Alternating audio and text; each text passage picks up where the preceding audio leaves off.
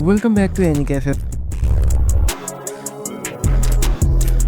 First, I'm really sorry because this video got a little too late cause of personal reasons, but I am trying my best to release the next video within schedule. Also, to cover up my fuck ups, I am going to talk about episode 13 and 14 back to back in this single fucking video. You can use the timestamp to avoid confusions, and I can't believe what I just saw. Even after watching this episode multiple times, the fight between Kurgan and Garfiel was not the best fight or even the most hyped one in the novel. If I remembered correctly, it never was even recognized by the fans as a memorable moment in the novels. After that insanity between Priscilla and Sirius, but still, Irregulus, the man without bones versus Reinhard, takes the cake for the best fight in Arc fight. But White Fox just took that allegation and threw it right fucking out of the window by making the Kurgan and Garfiel fight the best looking fight. It was just some Jujutsu Kaisen level shit. Speaking of Jujutsu Kaisen, Vincent is the legendary animator who is responsible for the Zoro vs Seraphim fight in the Egghead arc and the Sukuna vs Mehuraga Sukuna's rampage on Shibuya. Getting Vincent on board to work on this episode just shows how much White Fox loves ReZero and cares for the fandom, while adding insight between these scenes was a nice touch of glamour in my opinion. While we are watching two shirtless men going at each other's throat, and just suddenly the addition of a pair of boobies bouncing in the air can be felt like a raindrop on a desert. Just don't ask where the rain is coming from. Until now, ReZero had good fights for sure, but nothing stand out much in terms of animation and choreography, but this season is just dropping one after another banger fight with animation and choreography, and in my opinion, we've finally reached the peak. It was what you should call the absolute fucking cinema.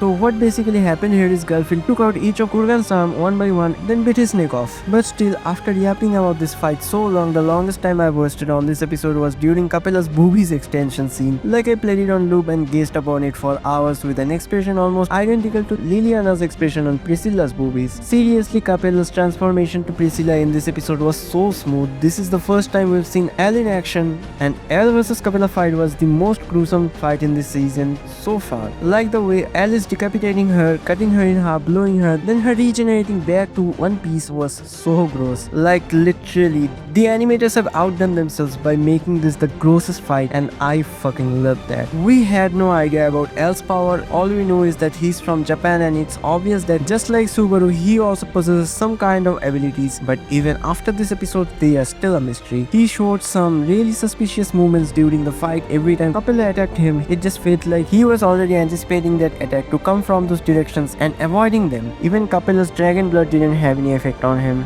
We still don't know anything about his powers, but there's a theory that he can time live just like Subaru, but still there's no confirmation. On the other hand, we finally know that Otto is a sadist cause he only has one ability, which is he can speak with animals, and when Gluten is butchering the water dragons in front of him, he was just vibing. So Filt was trying to get a meteor from Old Man Rom that can supposedly damage Reinhard, which is a pretty big deal in itself, cause damaging Reinhard means bypassing the loss of this world. Now that is really interesting. Now before we start talking about the 14th episode, you might have heard a little phrase trending everywhere called aura farming, especially in the fandom of solo leveling, which nobody knows what it means, but I'm pretty sure that a 12-year-old toddler invented it while he was jerking off to Sanjiro. But sadly, in this episode, Reinhard unsheathed his dragon sword for the first time in anime, and that little scene just single-handedly destroyed the farm of solo leveling's aura they were so proud of. Reinhard unsheathing the dragon sword in front of his grandmother Theresa, the previous sword sent, and finishing her with one swing right in front of his grandfather Wilhelm and father Heinkel without even flinching, with a cold look in his face. That's what you call aura. Also, the dragon swords being unsheathed, and we get to have a good look on it and its power for the first time, and the surprising entry of Pandora after a long time, and the revelation that she is behind the tragedy of Astria family that broke the whole family apart was nothing but jaw-dropping. No one knows except for the viewers what happened every time Pandora shows up, or if she even exists, cause she erased her existence completely from history. Nobody knows, but she could be the final boss or the wingman behind everything that happened so far in this story. This is my theory, but I think there's a really high chance that she could be the Kira of ReZero. This was a very good episode, although it couldn't hold a candle to what Vincent did with the animation in the previous episode, but the little details like Theresa's life flashing by in the swing of Dragon Sword was really good. On a side note, this was really the saddest episode of ReZero with some really hyped up moments, and Wilhelm is is literally one of the best written side character ever, which makes this 20 minutes long episode feels like 5 minutes. Now back to the main topic. To put it into perspective how strong Reinhard is, Theresa used to solo armies when she was the swordsman. No matter how much she